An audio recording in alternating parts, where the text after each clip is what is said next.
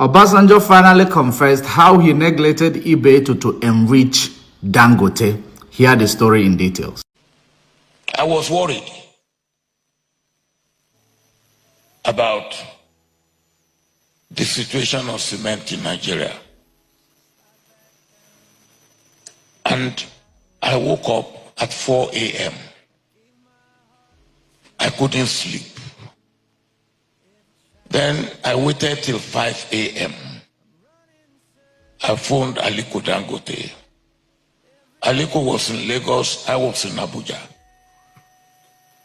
And I woke him up. I said, Aliko, what are you doing? He said, what should a gentleman be doing at 5 a.m.? He should be sleeping.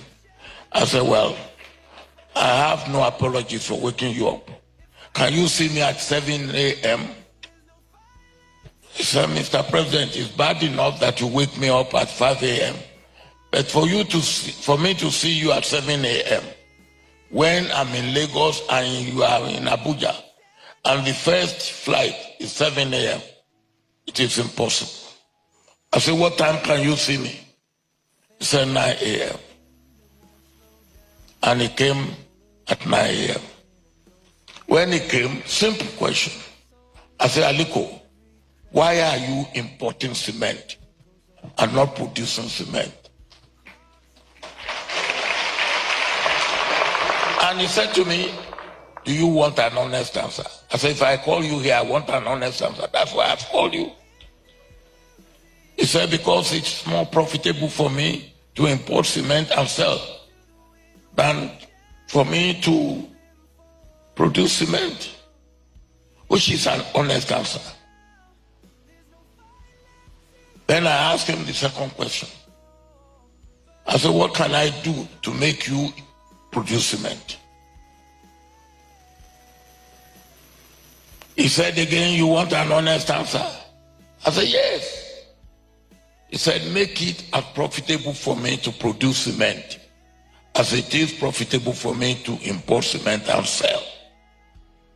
Again, I haven't got where I was going, or he was leading me.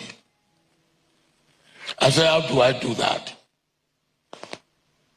He said, tie my importation of cement with my production of cement. My head got it. I said, you can go.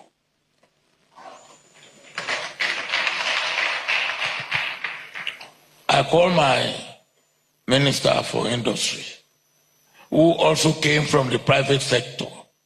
I said, look, I've had this discussion with Aliko. Come and go and work it out. So Aliko then planned to produce 5 million tons of cement a year. Since we started producing cement in 1956 up to 2003, we've never produced 5 million tons. So when Aliko made that, the people in the ministry said, he's telling a lie. He's making it up. I said, all right, let's see how his lie will work. So I put 2 people in Aliko's construction site, and they are reporting to me every day. The day Aliko, the contractor, did not work, they will phone and tell me, and I will immediately phone Aliko. So one day Aliko came to me and said, Mr. President, I'm getting worried about you. I said, what have I done? He said, you know about this cement project more than myself, and it is not a government project. I'm getting worried about you. I say, hey, my brother Aliko, this is a Nigerian project. So anything Nigeria is a government project.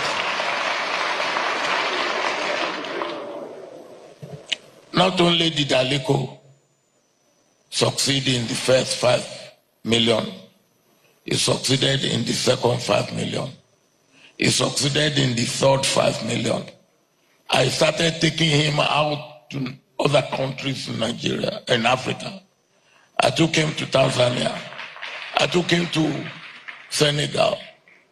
That's how Aliko made it. Partnership.